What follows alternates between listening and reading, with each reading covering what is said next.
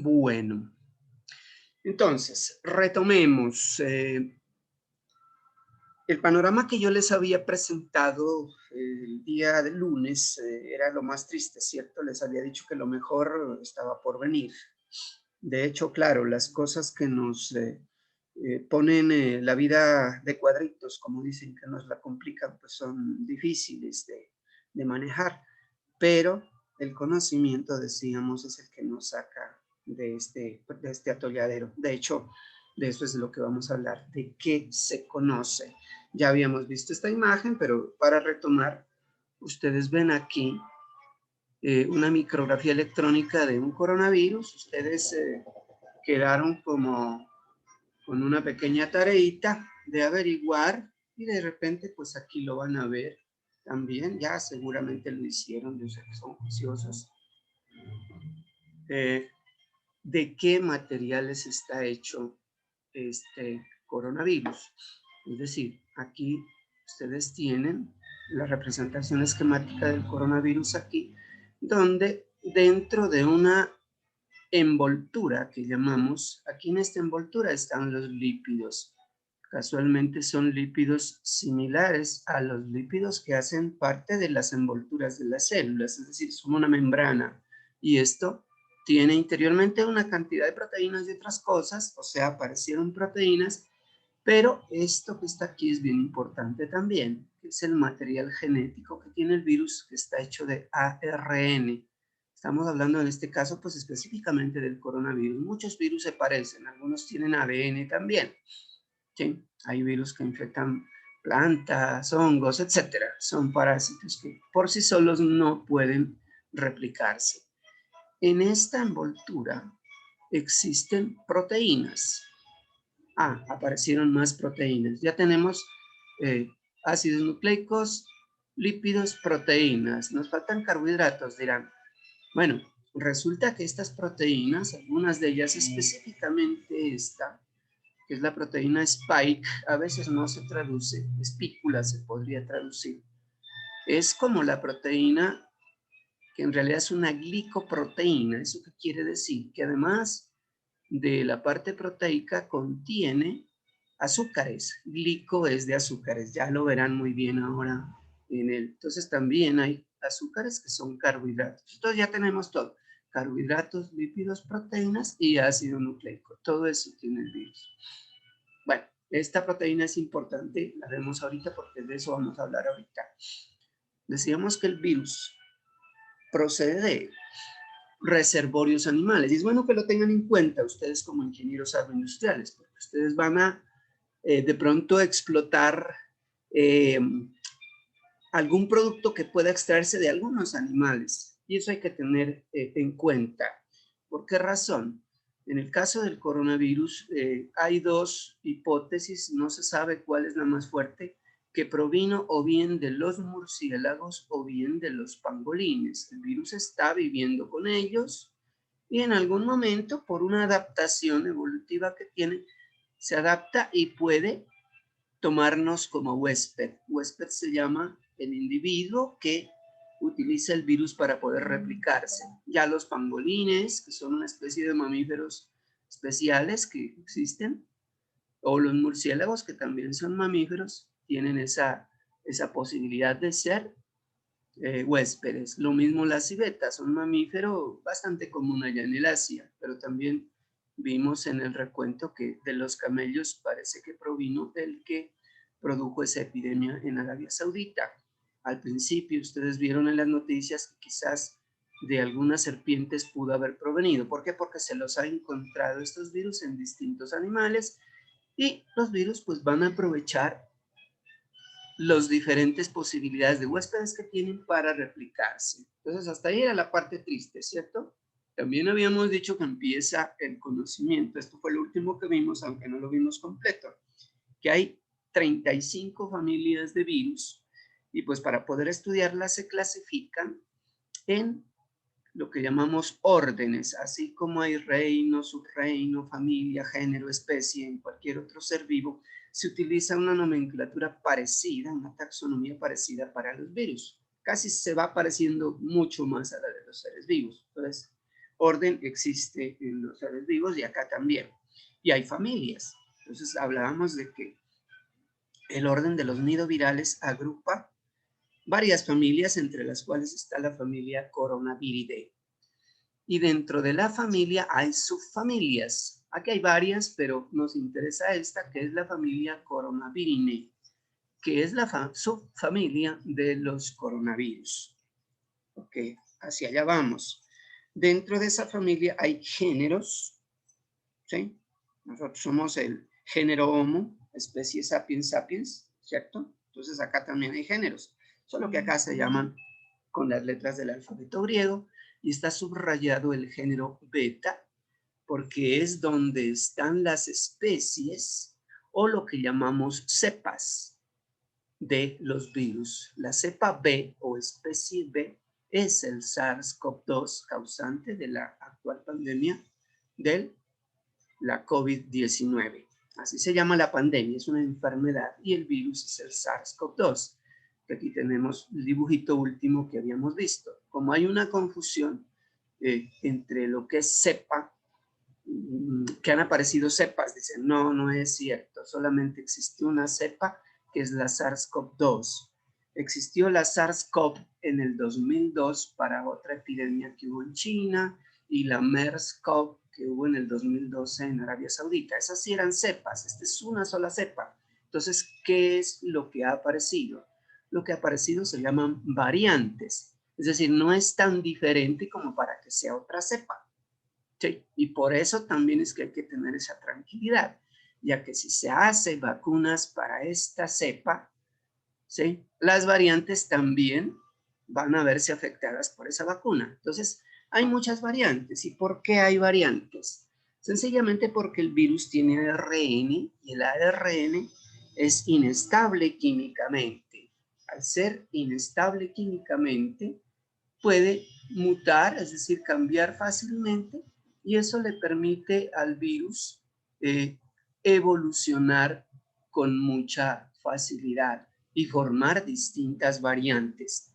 Algunas de esas variantes se vuelven más exitosas. ¿A qué me refiero? A que pueden contagiar con más facilidad.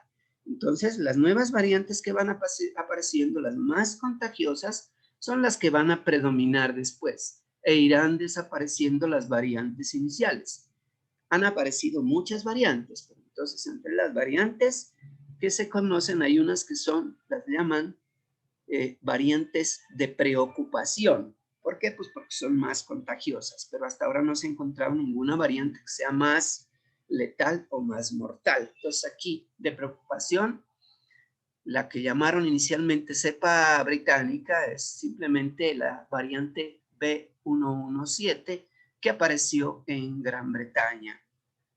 Otra después apareció en Sudáfrica, tiene otra nomenclatura, después apareció una en Brasil y también hay otra que apareció en Estados Unidos. De hecho han aparecido más, pero pues de esta se habla más porque son un poquito más contagiosas que la variante inicial con la que se empezó los estudios. Entonces, ustedes dirán, bueno, ¿y por qué apareció en esos sitios? Buena pregunta. Claro, donde el virus tiene más oportunidad de replicarse, acuérdense que les contaba el lunes que en Reino Unido inicialmente dijeron, no, inmunidad de rebaño, que todo el mundo se contagie. ¿Sí? Claro, le dieron oportunidad al virus de que contagie mucha gente, entonces él puede evolucionar con facilidad y generar cepas. Lo mismo sucedió en Sudáfrica, que es prácticamente hay una conexión directa con Reino Unido, porque pues la mitad de los habitantes sudafricanos son de origen inglés y viajan mucho y es como el único país desarrollado de África, entre otras. Entre más desarrollo, más movimiento, más posibilidad de que el virus fluya. Brasil, acuérdense, es una simple gripita, no le pararon bolas, es uno de los países que más contagios tiene y el que más complicado está en este momento. Entonces, claro, tenía que aparecer una cepa. Porque Estados Unidos también fue una simple gripita según el presidente y entonces el virus tuvo más posibilidades de replicarse. Esta variante apareció en el estado de California, justamente donde hay mayor flujo poblacional. también hay bastante flujo poblacional en la parte donde está Miami, es decir, en Florida. Son como donde hay más flujo turístico. Entonces el virus aprovecha los movimientos de las personas. Por esa razón aparecieron ahí. Es posible que aparezcan en otros lados. Se habla de otras variantes que han aparecido, pero quizás no son de tanta preocupación. Y pues las que más van a predominar, no sabemos cuál será la que va a predominar, si la brasilera o la de Estados Unidos o la de Reino Unido o la de Sudáfrica. Bien, de todas maneras, sea lo que sea, en ese género beta donde están el SARS-CoV-2, la especie aquella, la cepa, ¿sí? Se sabe que pues puede circular entre distintas especies. Ya hemos visto que el humano ha sido capaz de transmitirla a animales domésticos. Desde un principio se hablaba de felinos, gaticos, y miren que puede pasarse incluso en otras especies donde están circulando los otros géneros del coronavirus, de los coronavirus, ¿sí? Inicialmente, pues parece que esta vino entre murciélagos y pangolines, no se sabe. Otra hipótesis es que lo trajeron directamente de Europa, donde posiblemente se originó, porque como les decía, se lo encontró en aguas residuales españolas e italianas antes que apareciera el brote en China. Entonces, pues todavía son hipótesis que todavía no hemos aclarado, pero la idea es que una vez le dan la oportunidad al virus de pasar de un animalito a otro, de una especie a otra, él se pone a circular. Y eso es lo que está haciendo. Por eso hay gatos infectados, bisones infectados. A finales del año pasado tuvieron que sacrificar, miren, este era un producto agroindustrial para ellos, porque producían pieles de bisón en Dinamarca. Tuvieron que sacrificar, creo que algo así como 100,000 bisones porque se habían contagiado por el contacto con humanos. Entonces las mascotas y los animales en contacto también pueden contagiarse, o lo contrario, pues también es posible. Bueno, nos sigue preocupando el profesor, dirán ustedes. Bueno, la idea es que hay que conocer las cosas pues, para poder saber cómo hacerles frente. Lo que ustedes ven aquí es una comparación entre el ARN de varios coronavirus. Aquí está el SARS-CoV-2. Esto que ustedes ven aquí son pedacitos del ARN que corresponden a los genes del ARN. Tienen esos nombres. Y se ha comparado con el virus del murciélago o un coronavirus del murciélago. Y como ustedes se dan cuenta, también se comparó con el SARS-CoV de la epidemia del 2002 y con el MERS-CoV de la epidemia del 2012. Analicen estos datos, ustedes son buenos para los números. Miren que el parecido es el SARS-CoV-2. Con él se parece el 100%, todo sería 100 ahí, no vale la pena ponerlo. Pero miren que con el que más se parece es con el del bat. Bat es el murciélago, ¿sí? Por Batman, ya lo sabrán ustedes.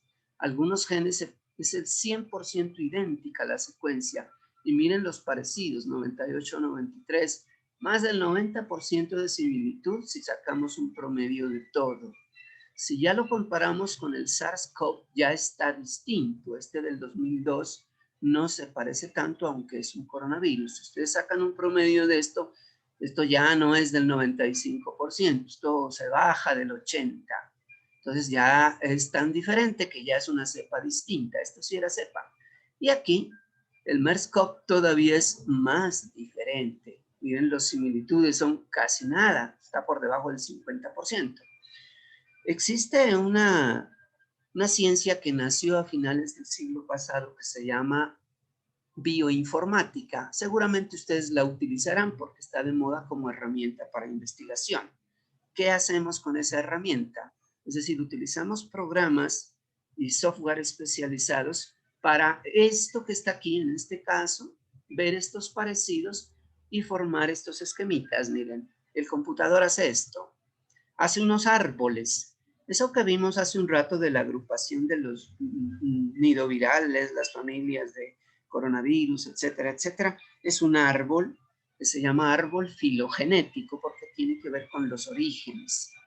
Entonces miren que en un árbol, entre más cerquita, esto sería como una ramita del árbol, ¿cierto? Acá hay otra ramita, hay varias ramitas y resulta que aquí está subrayado con rojo la partecita donde se ubica lo que llamamos inicialmente el nuevo coronavirus. Acuérdense que así se le llamó, nuevo coronavirus del 2019, ahora se le llama SARS-CoV-2, es este. Y miren que haciendo el uso de ese software, si más cerquita encuentra uno de estas ramitas, indica que el parentesco genético es muy similar. Pues esto es una representación gráfica de lo que ustedes ven acá, pero acá hay muchos más virus que se han tomado. Entonces miren los del murciélago muy cerquita del SARS-CoV-2. El SARS-CoV del 2002 un poquito más lejos, aunque está dentro de una misma rama general, y el MERS-CoV, aunque está dentro de la misma rama, está más lejos. Si ustedes suman en las longitudes de estos palitos aquí, eso es la distancia genética. Entonces se hacen unos cálculos bien interesantes con estos árboles filogenéticos. Ustedes quizás podrían hacer investigación con eso, ya no con virus, de pronto con animales, con plantas, con cualquier otro ser vivo que les dé alguna ventaja agroindustrial, ¿cierto? Entonces aparecen otros coronavirus de otras especies pues, que están un poco más distantes. Podríamos poner ahí todo. De hecho, podemos poner hasta el ADN del humano. Estaría muy lejos, en una rama muy alejada, obviamente, porque entre más emparentado, pues más cerca está. Por este detallito es que dicen, o dijeron en esta época, que este SARS-CoV-2 provenía de los murciélagos, pero como les digo, es una hipótesis todavía. Seguramente si ponemos el de los pangolines, también va a estar muy cerquita, entonces la cosa es como difícil definirla todavía. O puede ser que haya venido de las aguas residuales de Italia y España, donde seguramente provino de algún otro reservorio animal que a lo mejor no era ni murciélago ni pangolín, pudo haber sido qué sé yo, algún otro mamífero, por lo general mamíferos, aunque puede provenir de otros animales también, pero por lo general que estén más cerca a nosotros es la posibilidad. Entonces por aquí vamos conociendo, ya hemos ubicado dónde está el virus. ¿Qué más sabemos del virus? Esto que ustedes ven aquí, ustedes vieron biología, ¿cierto? Es una célula rara, dirán ustedes, hasta cuadrada. Bueno, es simplemente un esquema. Esto sería la membrana, este sería el coronavirus. Y como ustedes averiguaron, el coronavirus tiene proteínas en su envoltura. La famosa proteína S o proteína Spike, que es justamente la que le permite el ingreso a nuestras células. Bueno, ¿y por qué se mete a nuestras células? ¿Y por qué a través de esa proteína? Resulta que todas las células en su membrana tienen receptores para señales, tienen también transportadores para moléculas que deben entrar o para moléculas que deben salir. Entonces la membrana no es solo un forro de la célula, es algo que tiene una función muy importante. Entre otras, le permite comunicarse con las otras células a través de sus receptores de señales. Y en este caso, un receptor aquí, que lo tenemos, desafortunadamente o afortunadamente, ustedes juzgarán, está en todas nuestras células. No le ponen bolas al nombre, pero se los voy a decir. Se llama enzima convertidora de angiotensina. Así se llama ese receptor. Lo usamos para cosas que tienen que ver con regular la tensión arterial de nuestro organismo, sí. Pero el virus aprovechó que la llavecita que él tiene, es decir, la proteína S, calza muy bien en este receptor. ¿Y cómo calza? Se cuela por ahí. Ah, caramba. Y una vez que nos mete ese ARN, que es esa otra biomolécula que entra, ya corre por cuenta de la maquinaria de la célula, coger esta información genética y producir las proteínas que tiene el virus, el ARN, todas las cosas que el virus tiene, ¿cierto? Entonces simplemente esta información entra y acá en el núcleo nuestro celular empieza a producirse proteínas, ARN, y acá nuestro retículo endoplasmático empaca todas esas partículas, las pasa al aparato de Golgi, y del aparato de Golgi es especializado en formar vesículas, tal vez lo vieron en biología, y esas vesículas ahora salen cargadas de virus. Puede haber entrado un solo virus, pero en cada vesícula puede tener cientos de virus. Entonces es la manera en cómo él se replica convirtiendo a nuestras células en máquinas productoras de virus. Entonces ya no solo es un virus el que puede infectarnos a nuestras células. Después de haber entrado a una célula de estas, pues van a ser cientos de partículas virales que van a infectar cientos de células. Para el virus eso es exitoso, para nosotros es un poco complicado. Sabemos que afectan muchas de nuestras células, casi todas nuestras células lo tienen, pero como una de las células que se infectan son las células pulmonares, y como nuestros pulmones tienen esa característica, miren, ahorita me están permitiendo, sacando aire me permite hablar, pero al hablar yo produzco partículas de saliva, entonces a partir de esas partículas que están saliendo a través de la saliva, es que se puede diseminar el virus a buscar ya no células de mi organismo, sino de otro organismo, que puede ser otro ser humano o algún animal. Para él es exitoso. Entonces ustedes dirán, bueno, ¿y para qué es interesante saber todo esto? Claro que si uno sabe las cosas, sabe cómo intervenir. A nosotros nos interesa que el virus ojalá no llegue, que no haga interacción con este receptor y no pueda entrar, ¿cierto? Entonces, para eso se diseñan las vacunas. ¿Por qué? Porque hemos tomado esa proteína y la hemos convertido en vacuna, la proteína S, y nuestro organismo produce anticuerpos que rodean a esta proteína, es decir, al virus, y no lo dejan interactuar, entonces no entra y no infecta. Eso sería como lo mejor. Si ya entra, también es importante saber que hay distintos pasos en todo este proceso. Algunos ya se los contará la profesora en general para cualquier procesamiento de proteínas, no solo para el del virus, sino las normales de cualquier ser vivo, ¿sí? Pero si se conocen todos estos pasos, se puede diseñar ya no vacunas, sino medicamentos para bloquear alguno de estos pasos, ¿sí? Ese conocimiento es importante.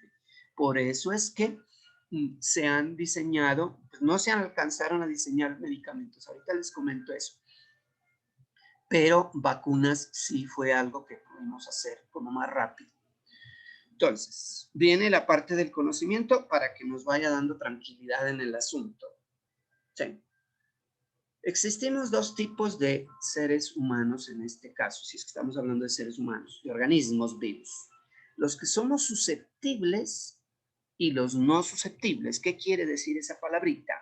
El individuo susceptible, ¿sí?, es aquel que le calza perfectamente la proteína S del virus en su enzima convertidora de angiotensina, es decir, en el receptor. Calza perfectamente, entonces es susceptible de infectarse. Pero hay individuos que no son susceptibles, es decir, que su proteína es un poquito distinta y el virus no calza, entonces no puede infectarlo. De esto poco hablan, pues los que no son virólogos no lo hablan y en las noticias poco lo dicen, pero eso es un hecho y ustedes lo saben. A veces le da gripa a varios miembros de la familia y hay otros que nunca les da gripa. ¿Por qué? Porque no son susceptibles. Es decir, no tienen esa proteína receptora específica para ese virus. Esto todavía no hemos definido cuál es la proporción. En muchas infecciones se habla de que eso puede ser como mitad y mitad. Supongamos que sea mitad y mitad. Es decir, de 50 millones de colombianos, solamente 25 millones de colombianos serán susceptibles. Ahora sí, nos interesan los susceptibles, entonces estos ya no nos preocupan, a ellos no les va a pasar nada. Ni se van a infectar, ni van a producir virus, no van a contagiar nada esto. Sí, pero los que son susceptibles, como si les entra el virus, les pueden pasar las siguientes cositas. Sí, esta interrogación es porque no sabemos todavía, eso toca hacer las cuentas cuando haya pasado la pandemia para saber cuántos éramos los susceptibles y cuántos los no. Pero de este triangulito ampliémoslo un poco porque de ellos es de lo que más se habla. Entonces todos estos son los susceptibles, acuérdense. Y estos a su vez los dividimos en 3 franjas, como ustedes ven allí. Se podría dividir en más, pero para que lo entendamos un poquito, dividámoslo así. La gran mayoría, el 80%, son susceptibles, se infectan y desarrollan síntomas leves. ¿Qué son síntomas leves? Cositas como esas: fiebre, tos, dolor de los músculos, algunos tienen cansancio, esa es la forma que le llaman al cansancio los médicos, otros pierden la posibilidad de percibir olores temporalmente, así lo llaman ellos, otros pierden el gusto por sentir el gusto, el sabor. Para ustedes sería maluco que sus clientes que van a degustar algún producto agroindustrial no tengan gusto. Bueno, pero esto es temporal nomás. De todas maneras, estos síntomas como la diarrea y otros se solucionan sin necesidad de ir a ninguna atención médica, ¿cierto? Porque son leves, estos en la casita. Pero miren, son la mayoría. Incluso hay algunos que de este 80% hay algunos que no tienen síntomas, pero no quiere decir que no se hayan infectado. Esos sí son peligrosos, porque como no tienen tos ni fiebre ni nada, andan tranquilos por ahí en su saliva transmitiendo el virus. Entonces es importante eso. Aquí no se hace control de asintomáticos. En otros países sí lo hacen. Hay un estudio muy bonito de Dinamarca que lo acabaron de hacer. Salió como hace poquito, hace una semana, muestra que también hicieron seguimiento de los asintomáticos y es importante entender eso. Bueno, vamos hacia arriba.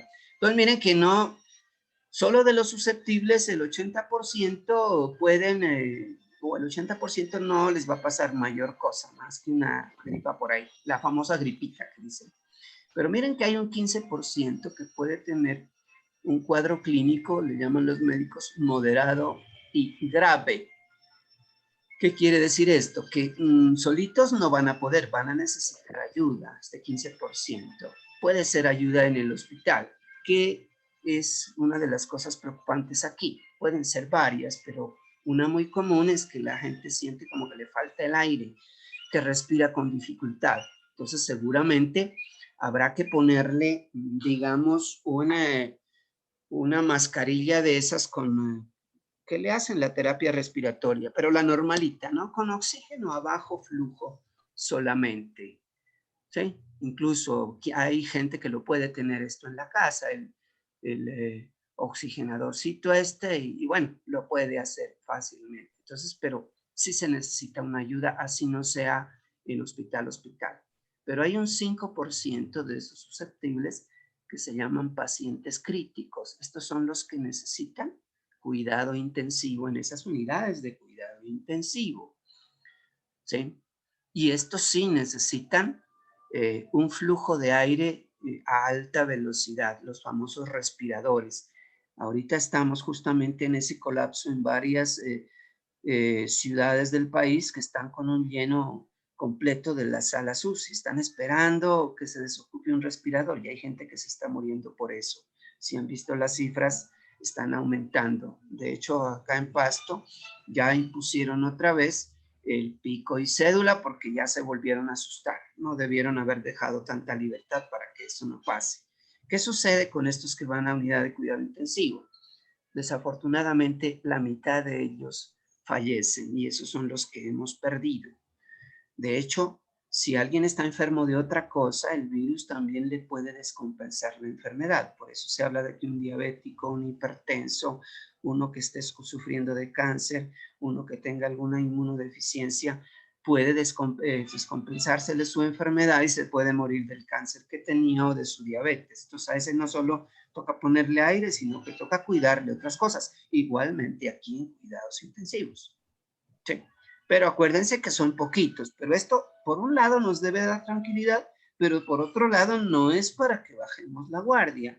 Que yo puedo decir, bueno, es que yo soy joven, resisto, eso se sabe, ¿cierto? El organismo de un individuo joven responde mejor y a lo mejor solo le da esto, o si llegó aquí o hasta acá, puede salir, pero si yo estoy en contacto con mi abuelo, con mi tío, con mi papá, pues hay que tener conciencia en ese sentido. Por eso es bueno conocer estas cosas.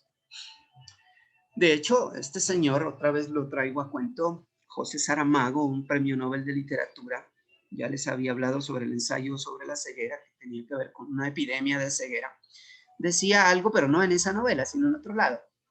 Dice así, mire, somos la memoria que tenemos y la responsabilidad que asumimos. Esto es como grave, importante que lo entendamos, porque si conocemos todo lo que conocemos, las pandemias que han sucedido, por qué se han agravado las cosas, si seguimos cometiendo los mismos errores, pues obviamente tenemos esa responsabilidad. Si no asumimos esa responsabilidad, dice él, miren que es duro esto, quizás sin memoria no existimos y sin responsabilidad quizás no merezcamos existir. bastante crítico, y justamente esa frase, aunque él no, ya murió, pues no vivió esta pandemia, pero pues se refiere a muchos otros males de la sociedad, que uno siendo consciente de lo que ha sucedido, de la historia y de las malas experiencias, pues es bueno aprender y no cometer esos mismos errores. Es buena la reflexión. Gente sabia, ¿no? Aquí hay otra persona sabia. Esta señora fue médica, Rita Levi Montalcini, italiana. En esa época en que no les permitían estudiar a las mujeres, ella se decidió a estudiar, nos regaló una cosa, un regalo que les cuento, es una buena noticia. Ella nos contó que existía una cosa que se llama neuroplasticidad. ¿Qué quiere decir eso? Que nuestras neuronas pueden modificarse a través de la vida, y es una cosa que uno no la pierde nunca, es decir, uno puede aprender toda la vida. No se crean ese cuento de que el loro viejo no aprende a hablar. En cualquier época de su vida ustedes pueden aprender, así sea uno viejo. De hecho, esta señora tenía su laboratorio hasta que murió y hacía investigación. Murió a los 103 años, como pueden ver por las fechas. Ganadora de premio Nobel también. Y miren un mensajito que nos decía ahí. La vida es una experiencia única que hay que vivirla en profundidad, no por encimita, pues hay que aprovecharlo, aprovechando sus elementos positivos, aunque de momento no nos parezcan tales. A veces uno piensa que la cosa es complicada y que es de desesperarse y de angustiarse, y resulta que hay cosas buenas. Tomemos el ejemplo del confinamiento. Claro, yo dejé de ver a mis amigos, a mis familiares, algunos tuvieron el inconveniente de no poder ir a trabajar en lo que podían hacer por fuera, pero miren que hubo cosas buenas. Lo que podía hacer por fuera lo estamos aprendiendo a hacer por dentro. Ustedes, pues, desde que entraron, como a las 3 semanas, los mandaron para la casa, no probaron mucho de la universidad, pero aprendieron a manejar mucho más este mundo virtual. De paso, de pronto tienen más posibilidad de estar cerca de sus seres queridos, una posibilidad que casi no la tenían cuando andaban en el colegio, en la universidad. Lo mismo, hasta pueden pararle más bolas a sus mascotas y cosas por el estilo. Es decir, hay cosas buenas que surgen de esto. Ese es el mensaje que nos decía Rita Levi. Bueno, conocimiento. ¿Cuál es el conocimiento que nos sirve? Es sencillito, ni siquiera es complicado, y hay que tener responsabilidad para asumirlo. Si conocemos cómo es la dinámica de producción de partículas de saliva, eso pues normalmente uno no lo ve, lo que ustedes están viendo allí. Pero si le ponemos sobre una luz, uno está dentro en una pieza oscura y la luz del sol está entrando por esa puerta y alguien estornuda, uno puede ver eso. Uno produce unas gotitas de saliva. A veces no las ve, pero si alguien le estornuda, uno siente que lo mojan. Entonces las goticas están ahí. Hay goticas de todos los tamaños. Y a las goticas las llaman los científicos gotículas, para decir que son chiquitas. Entonces, conociendo cómo es el manejo de eso, lo han estudiado y eso nos ha dado unas grandes posibilidades de defendernos en esta pandemia. Al principio solo se pensaba en las goticas, esas gotículas que les digo, pero también si uno se pone a contraluz y está así, también sabe que uno produce ese vapor. A veces lo ha visto uno cuando está haciendo frío, pero cuando no está haciendo frío también hay, es que simplemente no lo vemos. A eso se le llama aerosoles. Las partículas son más finitas, pero ahí también hay posibilidad de que vayan virus. Entonces miren que ese conocimiento y los estudios que se han hecho, aquí hay unos estudios, nos permiten, como les digo, hacerle frente. Miren cómo es la dinámica que estudiaron. Aquí hay una persona que está hablando, como yo en este momento, y si estoy hablando fuerte, la cosa es un poco distinta. Ahora vemos. Aquí producimos gotículas de distintos tamaños. Si las gotitas exceden estos 300 micrómetros de diámetro, ¿sí?, son pesadas y por gravedad caen al piso a menos de una distancia de 2 metros. Aquí miren que a menos de medio metro ya están cayendo. Por eso el distanciamiento es importante. Con estas gotículas funciona muy bien, pero en los aerosoles las partículas son inferiores a 100 micrómetros y estas pueden quedar suspendidas en el aire, obviamente que se disipan, pero aquí hay partículas. Si ustedes tienen buen ojo, ahí lo están viendo. Entonces esto lo experimentaron. Esta revista The Lancet es una de las más prestigiosas en investigación científica en medicina en el mundo, es británica. Ahí salió un artículo donde muestran esto. Aquí lo pusimos en español, pero ellos lo ponen en inglés. Miren esto. Otra vez un plano cartesiano bien simpático. Esto, tiempo en minutos. ¿Y qué están midiendo? La forma en que se disipan esas aerosoles.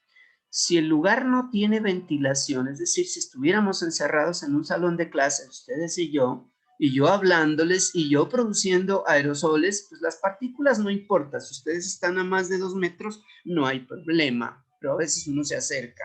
Igual, el aerosol que yo estaría produciendo y que de hecho estoy produciendo en este momento puede durar en una área cerrada hasta, dice, 25 minutos. Y si estoy hablando más tiempo, pues imagínense la exposición. Por eso es que no podemos volver a la presencialidad todavía.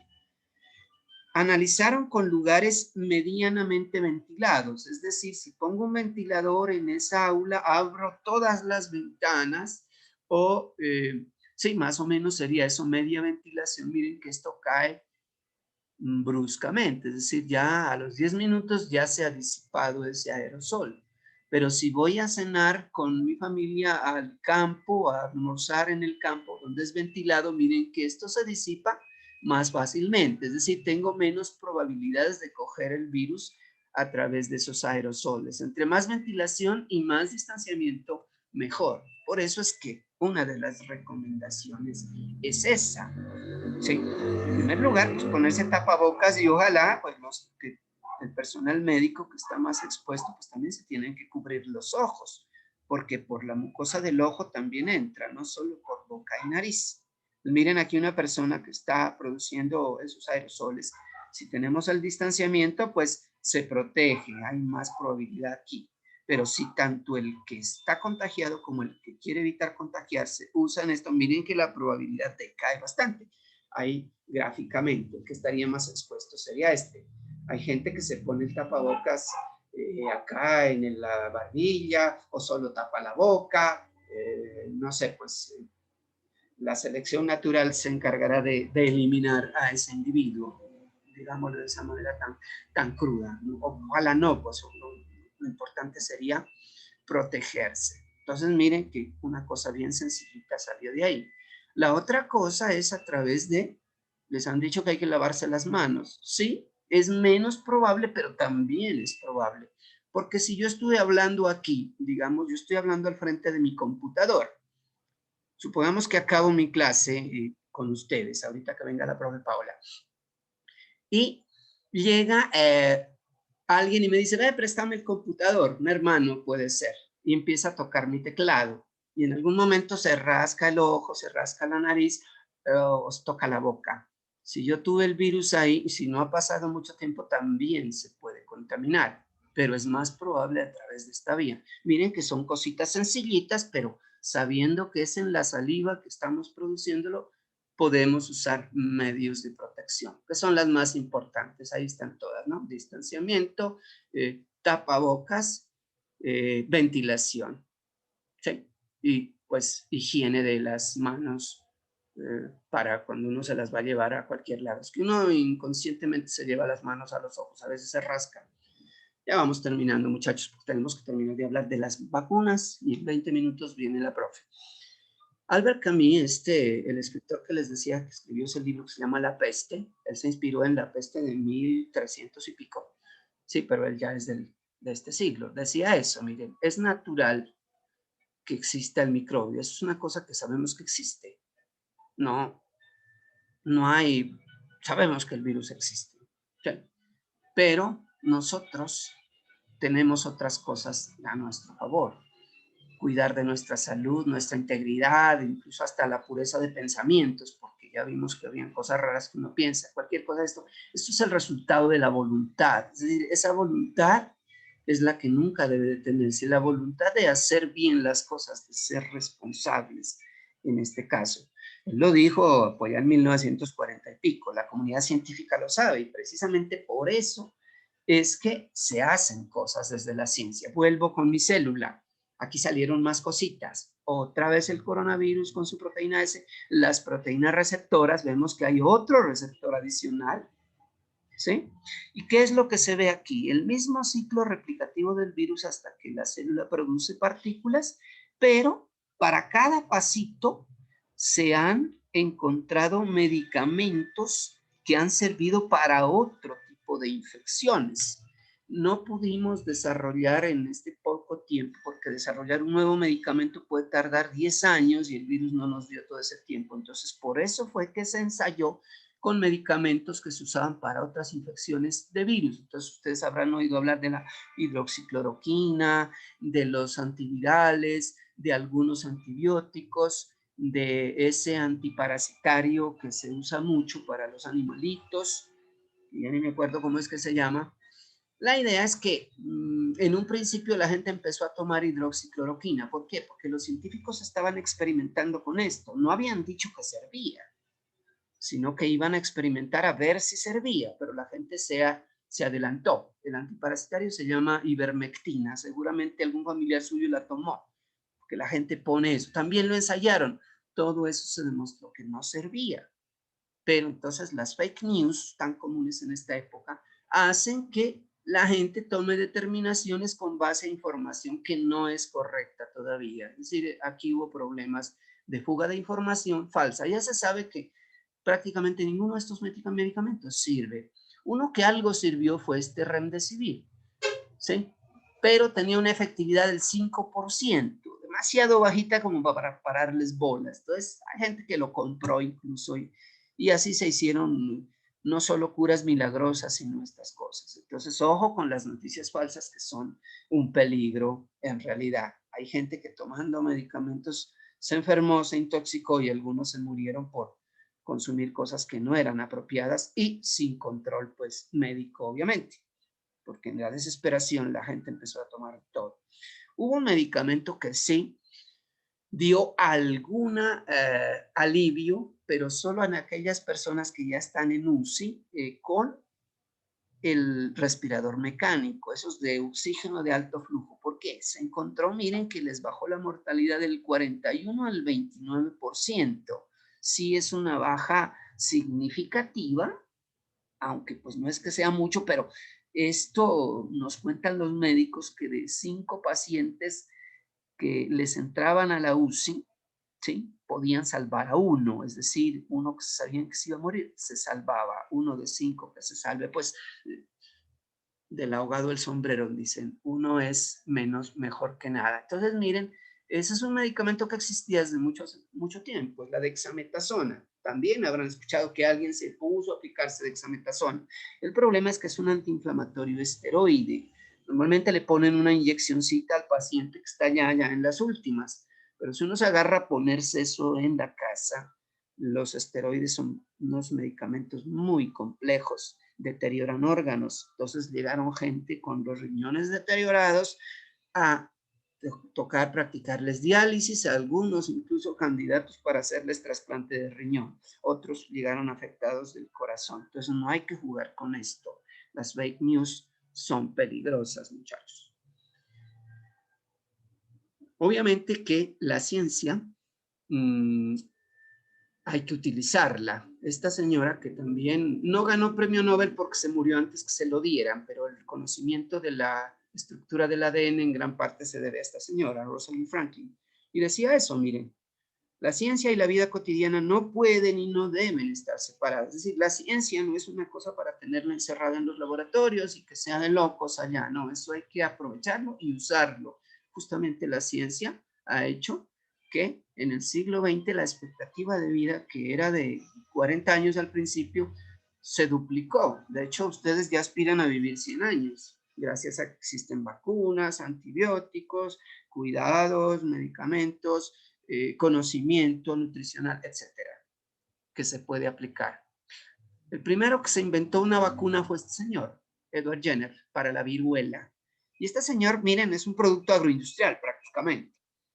¿Por qué? La gente se infectaba con viruela y 1 de cada 3 se morían. Este es el virus que más gente ha matado en toda la historia. En solo el siglo XX murieron 500 millones de personas repartidas en todo el siglo XX. Bueno, a finales ya no, porque ya se aplicó la vacuna y se erradicó la enfermedad. ¿Cómo fue el cuento? La gente se enfermaba y se asustaba, pero este señor, Jenner, se dio cuenta que las que ordeñaban vaquitas y las vacas tenían una especie de viruela de vacas, entonces a esa enfermedad se le llamaba vacuna, de ahí viene el nombre. Se observó que las ordeñadoras no se infectaban con la viruela, pero sí le salían unas como pústulas en las manos porque ordeñaban. Entonces él sacó de esas pústulas de las señoras y se las inyectó a personas y así se dio cuenta que eso podía servir de vacuna. Es decir, ponerle el virus de una parecido al de la viruela, pero era el de la vacuna. Acuérdense que vacuna es la enfermedad de la vaca, producida por un virus de estos también, un poxvirus. De ahí pues las cosas han ido mejorando, pero pues este es el padre de las vacunas. Ahí lo tienen, a Edward Jenner y el nombre de dónde salió. Es importante saberlo. ¿Cómo hacemos las vacunas entonces? Ahí tenemos la estructura de la proteína S del coronavirus. Con esos métodos bioinformáticos que les decía, se pueden diseñar estos esquemitas, ¿sí? Y conocer bien la estructura. Ustedes, acuérdense lo que les dije, lo que van a hacer es conocer la relación entre la estructura y la función de las biomoléculas. Y aquí están las proteínas. Este tiene esa estructura, su función es unirse al receptor para que el virus pueda entrar. Pero entonces, sabiendo eso, conociendo esa estructura, podemos diseñar las vacunas para que ataquen a esta proteína y le bloqueen la entrada, es decir, le bloqueamos la llave al virus. Entonces de ahí salieron varias vacunas. Famosas, algunas nomás les voy a mencionar y ya con esto terminamos. La vacuna Sinovac y CanSino son dos vacunas chinas, ellos produjeron varias, ¿sí? Estas son en base, son las más parecidas a esa vacuna de Jenner, porque usa el virus. Antes se utilizaba el virus atenuado, se decía, es medio atontado, pero había el riesgo de que podía infectar a alguno de esos que se desatonte en el proceso.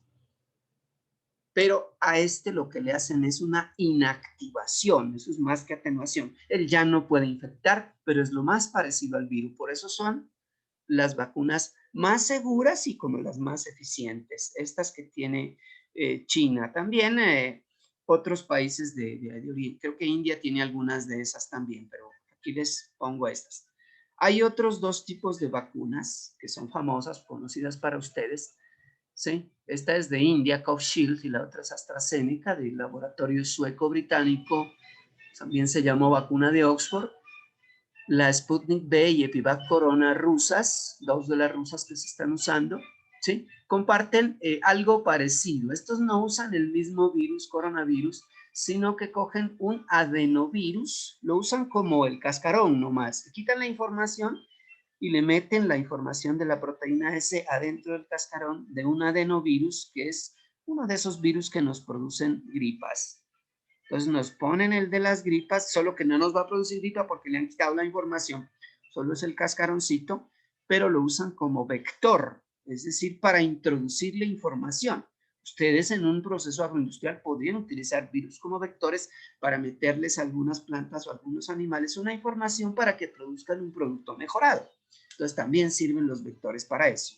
Aquí lo que usamos es para producir vacunas y obligar al cuerpo a que produzca anticuerpos contra la proteína S y bloqueen la entrada del virus. Estas también son seguras porque usan ese tipo de virus, ¿cierto? No atenuados, sino los que ya conocemos. Estas de acá, la famosa Pfizer BioNTech, un laboratorio alemán y uno estadounidense, y aquí Moderna estadounidense, dos vacunas, que son un poquito distintas a estas. Estas son más manipuladas en el sentido de que ya no usan vectores virales, ya no usan virus ni cascarones de virus, sino que usan partículas ya de laboratorio, nanopartículas de lípidos, unas biomoléculas, así como burbujitas de jabón cuando ustedes juegan a eso. Pero como eso es delicado y las burbujitas de jabón se revientan fácil, por eso es que las tienen que proteger con un recubrimiento que se usa para los alimentos. Ustedes lo entenderán, lo usarán mucho en bioquímica agroalimentaria. El polietilenglicol. Esas carnes que llegan en Navidad las recubren con polietilenglicol para que se mantengan activas, digamos, libres de microorganismos. ¿Sí? Esas carnes especiales que suelen llegar solo en Navidad, no sé por qué solo llegan en Navidad, pero eso mejora el producto y le da pues protección. Acá se lo ponen a la vacuna pues para que no se desbarate, ¿sí? Y pueda llevar el ARN a las células. El problema es que como son tan delicadas, toca guardar estas dos vacunitas, esta a menos 70 grados centígrados y esta como a menos 20, lo cual es complicado en un país tropical como en el nuestro. Quizás en Estados Unidos, Europa, pues se pueda usar, o en algunas ciudades colombianas también. Estas, con ponerlas en una neverita con hielitos, como han visto que nos están vacunando a nuestros ancianitos, ya me toca casi, bueno, es más fácil. Y aquí, las de Cuba. Cuba tiene varias, pero las dos que parece que van a pasar ya a ser comercializadas, una que se llama Soberana 2 y otra que se llama Abdalá. Ya están perfectamente funcionando y pues se están viendo buenos efectos. Finalmente, esta gráfica para que la tengan bien en cuenta. Ya la actualicé, solo que era una comparación que había hecho el otro día de otra manera, para que veamos el efecto de la vacunación. Habíamos dicho que Reino Unido o Gran Bretaña está en una campaña agresiva de vacunación. Pese a que le fue muy mal en la pandemia, miren la caída. Aquí tenemos el último dato, esto es del día de ayer. Tiene 2.300 casos solamente el día de ayer, gracias a la vacunación y que tienen mucha gente y que estaban fregados. Pero miren lo importante y comparen con Francia, donde aunque están vacunando, no lo están haciendo con la diligencia que sí lo está haciendo Reino Unido. Entonces miren cómo ellos les está dificultando y están creciendo. Pues comparen nomás, dos países hermanos, Francia y Reino Unido están juntitos, separados por 30 kilómetros de mar nomás, pero de hecho tienen un túnel por debajo del mar para comunicarse a través del Canal de la Mancha, que es lo que se llama. Sí, pero comparando 2.300 contra 66.000, pues obviamente está mucho más mal Francia, solo por no tener mayor juicio en la vacunación. Comparemos otros dos para que se den cuenta. Yo les decía la vez pasada que Israel es el país que más ha vacunado gente en proporción a su población. Entonces miren que por aquí apenas 217 o 317 casitos en el día de ayer. Y miren cómo va cayendo, porque pues están vacunando agresivamente. Colombia no está vacunando agresivamente. Miren, ayer tuvimos 11.000 casos y eso que bajaron a la mitad las pruebas. Si hubieran hecho el número de pruebas que venían haciendo, pues estaríamos hablando de más de 20.000 casos. La idea es que vamos creciendo. Lo que estas imágenes dicen es que las vacunaciones serias son efectivas y eso es lo que deberíamos hacer. Y también que nosotros no nos podemos descuidar. En cierta medida ya lo han entendido porque ya nos pusieron pico y placa. Quizás cuarentena es lo que deberíamos hacer. Es una especie, pico y cédula, perdón, ¿no? Quizás cuarentena, es una forma de cuarentena eso de la cédula, al menos en la ciudad, no sé qué estén haciendo en los municipios. La reflexión final, muchachos, que les quiero dejar, viene de esto, porque ustedes son ingenieros agroindustriales y si se han percatado de lo que hemos dicho, muchas de esas pandemias, a veces por virus, a veces por bacterias, provienen de animales y quizás la mayoría de ellas vienen de animales que han sido aglomerados. Acuérdense que el distanciamiento es importante. Entonces, esta activista ecológica uruguaya dice eso. La cría industrial de animales y la agricultura industrial son verdaderas fábricas de virus infecciosos. Y nosotros no podemos pensar en salir de la pandemia realmente y de las próximas pandemias solamente en un enfoque de emergencia. Es decir, tratando de poner pañitos de agua tibia y haciendo estas cosas. Lo que tenemos que hacer es ir a las causas, dice ella, para evitar futuras pandemias. Es decir, el conocimiento está. ¿Por qué? La gripe española provino de las aves. ¿Cuáles aves? Esas aves que se criaban en galpones, miles de gallinas juntas. Claro, el virus tiene posibilidad de mutar y saltar al humano. Ya pasó en los bisones hace poquito, como les dije, en Dinamarca. La del 2009, la otra H1N1 que repitió casi a los 100 años, también vino de aves y cerdos, pero no de cualquier ave y cerdo del campo, de una granja de los campesinos, no, de los galpones o de los sitios donde los animales están aglomerados. Entonces la pregunta era, ¿será que podemos hacer que esta COVID-19 sea la última pandemia? La pregunta se debe transformar a, ¿será que estamos dispuestos a hacer lo que hay que hacer para evitar que esta sea la última, para propiciar que esta sea la última pandemia? ¿Sí? Con lo del calentamiento global sabemos qué hacer, pero no estamos haciendo lo que tenemos que hacer.